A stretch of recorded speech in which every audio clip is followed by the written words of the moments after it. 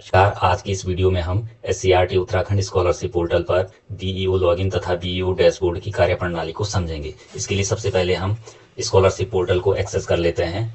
Portal access करने के लिए हम सबसे पहले गूगल ओपन कर लेंगे और यहाँ हम पोर्टल का URL scholarship.scrt.uk.gov.in टाइप कर लेंगे। इस पर क्लिक करने पर पोर्टल का होम पेज ओपन हो जाता है और पोर्टल के होम पेज पर दाहिनी ओर सबसे ऊपर डिपार्टमेंट लॉगिन पे हम क्लिक करेंगे। यहाँ पे क्लिक करने पर हमें ब्लॉक लॉगिन, डिस्ट्रिक्ट लॉगिन और SCERT लॉगिन प्रदर्शित होता है। आपने ब्लॉक लॉगिन पर क्लिक करना है।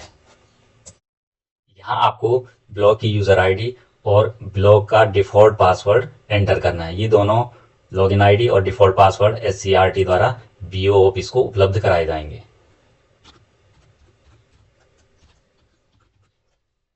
यूजर आईडी और पासवर्ड एंटर करने पर आप कंटिन्यू करेंगे। जैसे ही आप कंटिन्यू करते हैं तो यहाँ पर सेट अ न्यू पासवर्ड करके एक विंडो खुलती है। यहाँ पे आपने अपना नया पासवर्ड सेट कर लेना है। इस विंडो में आपने करेंट पासवर्ड, जो SCERT द्वारा डिफॉल्ट पासवर्ड आपको उपलब्ध कराया गया था, जिसको अभी आपने एंटर करके इसको लॉगिन किया, वो पासवर्ड आपको यहाँ पे एंटर करना है। यहाँ पे आप अपना न्यू पासवर्ड क्रिएट कर लेंगे और यहाँ पे कन्फर्म उसी पासवर्ड को यहाँ पे आप एंटर करके अपडेट पासवर्ड कर लेंगे। जैसे आप अपडेट पासवर्ड करते हैं तो आपका पासवर्ड अपडेट हो जाता है। अब आप उसी पासवर्ड से अपने ब्लॉक लॉगिन को लॉगिन करेंगे। अब मैंने ब्लॉक की लॉगिन आईडी यहाँ पे एंटर की और जो नया पासवर्ड हमने अभी क्रिएट किया था तो उसको मैंने यहाँ पे एंटर कर दिया। और फिर यदि मैं कंटिन्यू करता हूँ तो फिर कंप्लीट योर व्यू प्रोफाइल करके एक नई विंडो यहाँ पे खुलती है। इस विंडो में अधिकतर जो जानकारियां वो पहले से ही यहाँ पे फिल की गई हैं। केवल आपको यहाँ पे जो जानकारियां फिल करनी है, जो मैंडेटरी हैं, इन जानकारियों को आपने यहाँ पे फिल करना है। और अन्य जानकारियां भी यहाँ पे इसी समय आप इसको फिल कर सकते हैं या फिर बाद में आप जब आप प्रोफाइल एडिट करोगे तो वहां पर भी आप इन जानकारियों को फिल कर सकते हैं। तो इसको हम यहाँ पे इन जानकारियों को यहाँ पे हम कंप्लीट करते हैं। तो यहाँ पे एक तो ऑफिस का ईमेल आईडी, ये कंपलसरी है, ये आपको यहाँ पे एंटर करना ही है। ऑफिस का कॉन्टैक्ट नंबर कंपलसरी नहीं है, मैंडेटरी नहीं है यहाँ पे। तो हम ईमेल आईडी यहाँ पे, यहाँ हमने बीईओ का ईमेल, ऑफिस का ईमेल आईडी है वो यहाँ पे हमने एंटर कर दिया है। यदि आपके पास अभी जानकारियाँ उपलब्ध हैं, account number, IFSC code, bank name, तो यहाँ पे आप एंटर कर देंगे, वरना आप इसको एडिट कर लेंगे बाद में। यहाँ पे CEO ऑफिस से जो बीईओ ऑफिस की डिस्टेंस होगी वो भी आप यहाँ पे एंटर कर देंगे। बीईओ का नाम और उनका मोबाइल नंबर और डीलिंग पर्सन, मतलब जो पटल प्रभारी हैं, उनका नाम और उनका मोबाइल नंबर यहाँ पे एंटर करना है। ये सारी जानकारियां यहाँ पे जब आप फिल कर लेंगे तो फिर आप कंप्लीट प्रोफाइल पर क्लिक करेंगे। जैसे ही आप कंप्लीट प्रोफाइल पर क्लिक करते हैं तो यहाँ पे आपको बीईओ डैशबोर्ड प्रदर्शित होता है। बीईओ डैशबोर्ड में यहाँ पे आपको प्रोग्रेस रिपोर्ट प्रदर्शित होती है। यहाँ पे सबसे ऊपर लिखा है रिटर्न बाय SCERT। यदि कोई एप्लीकेशन जो SCERT को बीईओ ऑफिस द्वारा भेज दी गई थी, यदि वो रिटर्न होती है किसी त्रुटि के कारण, तो यहाँ पे प्रदर्शित होंगी। तो यहाँ पे कोई भी जानकारी, कोई भी एप्लीकेशन अभी ऐसी नहीं है जो कि SCERT द्वारा वापस की गई हो। पेंडिंग एप्लीकेशन, ये पेंडिंग एप्लीकेशन वो एप्लीकेशन है जो विद्यालयों द्वारा सबमिट कर दी गई है बीईओ ऑफिस में। तो ये एप्लीकेशन यहाँ पे ये दिखा रहे हैं। यहाँ पे आपको एक डिटेल प्रोग्रेस रिपोर्ट दिखेगी। यहाँ पे आपके जितने भी स्कूल होंगे आपके ब्लॉक में, उन सभी स्कूलों के यहाँ पे नाम है, सारी स्कूलें हैं। इसके बाद उस स्कूल में कक्षा 6 में कितने बच्चे अध्ययनरत हैं। तो जैसे जिन स्कूलों ने फॉर्म फिल किए हैं, अपनी प्रोफाइल कंप्लीट की है, तो जैसे ये है एक स्कूल, यहाँ कक्षा 6 में 120 बच्चे हैं। उनमें से एक बच्चे ने छात्रवृत्ति के लिए रजिस्ट्रेशन किया है। कक्षा 9 में इन्होंने बच्चे नहीं वो किए हैं यहाँ पे कि कितने बच्चे अध्ययनरत हैं, यहाँ से भी एक बच्चे ने रजिस्ट्रेशन किया है। इसी प्रकार ये वाली स्कूल देखो आप, GHS हल्दू, 81 बच्चे हैं 9-6 में, एक बच्चे ने 6 में रजिस्ट्रेशन किया छात्रवृत्ति के लिए। 105 9 में है, एक बच्चे ने रजिस्ट्रेशन किया, टोटल रजिस्ट्रेशन 2 है। तो इसको आपने मॉनिटर करना है, मतलब प्रत्येक विद्यालय पार्टिसिपेट करे और ये रियल टाइम मॉनिटरिंग है। जब भी कोई भी स्कूल यहाँ पे फॉर्म सबमिट करेगा तो वो यहाँ पे आपको प्रदर्शित होने लग जाएगा। तो इस डैशबोर्ड के आधार पर आप विद्यालयों को प्रोत्साहित करेंगे कि वे अधिक से अधिक संख्या में अपने छात्र छात्राओं का जो CM स्कॉलरशिप परीक्षा है इसके लिए पंजीकरण कराएं। तो एक तो यहाँ पे आपको डैशबोर्ड प्रदर्शित होता है। अगर हम लेफ्ट साइड में देखें तो ये तो डैशबोर्ड था सबसे ऊपर जो आपको यहाँ पे प्रदर्शित हो रहा है। इसके नीचे एडमिनिस्ट्रेशन है। एडमिनिस्ट्रेशन के अंतर्गत जो एडमिनिस्ट्रेशन सेक्शन है उसके अंतर्गत आपको 1 2 3 4 5 टैब मिलते हैं। एक तो प्रोफाइल है, प्रोफाइल में आपकी जो आपका बीओ कार्यालय है उसकी पूरी प्रोफाइल यहाँ पे प्रदर्शित हो रही है। यहाँ पे अभी अकाउंट नंबर, IFSC कोड और बैंक नेम नहीं है, इसको आप एडिट प्रोफाइल करके यहाँ पर से फिर से फिल कर सकते हैं। पासवर्ड चेंज करना है तो यहाँ से हो जाएगा।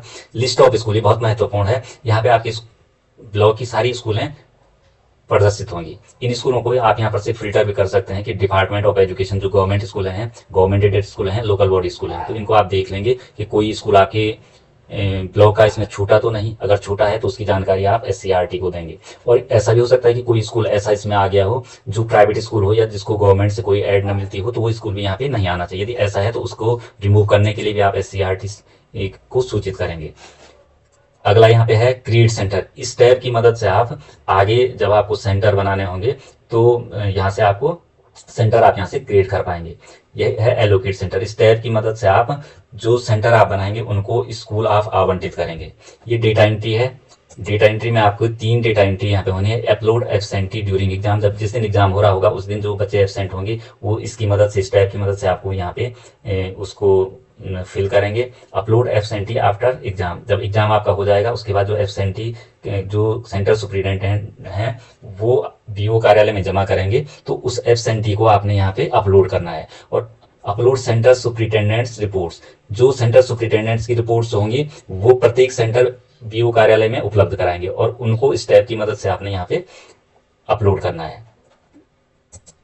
इसके बाद यहाँ पे डेटा एंट्री हो गया। वेरिफिकेशन में देखो, वेरिफिकेशन में आपको क्या क्या प्रदर्शित होगा। पेंडिंग एप्लीकेशन, इस पर यदि आप क्लिक करते हैं तो जो स्कूलों से जो एप्लीकेशन आपके पास हैं आई हैं वो सारी यहाँ पे प्रदर्शित होंगी। जैसे कक्षा 6 की सारी एप्लीकेशन यहाँ पे आपको दिख रही हैं सारी की सारी। कक्षा 9 पे क्लिक करेंगे तो कक्षा 9 की एप्लीकेशन आपको यहाँ पे प्रदर्शित होंगी। अब आपको करना क्या है कि स्कूल वाइज आप इनको देख सकते हैं। यदि आप ऑल स्कूल पे क्लिक करते हैं तो यहाँ पे उन स्कूलों के नाम है जहां से आपके पास एप्लीकेशन आई हैं। तो अभी आपके पास 1 2 3 4 5 स्कूलों से एप्लीकेशन आई है। अगर आप पहली स्कूल देखें, इस पर क्लिक करते हैं तो यहाँ से आपके पास कक्षा 9 से एक एप्लीकेशन है और कक्षा 6 से एक एप्लीकेशन है। आप इनकी क्लास भी देख सकते हैं यहाँ से, या फिर जो एप्लीकेशन ID है उसमें भी CM 6 करके है और इसमें CM 9 करके है। CM 9 ये 26 एयर हो गया और ये यहाँ पे क्रमांक हो गया। तो ये जो एप्लीकेशन ID है ये यूनिक है, पूरे प्रदेश में किसी एक बच्चे की अलग ID होगी। तो ये सारी की सारी पेंडिंग एप्लीकेशन है। जब आप इन एप्लीकेशन को SCERT के लिए सबमिट कर दोगे तो फिर ये सबमिटेड एप्लीकेशन में आ जाएगी।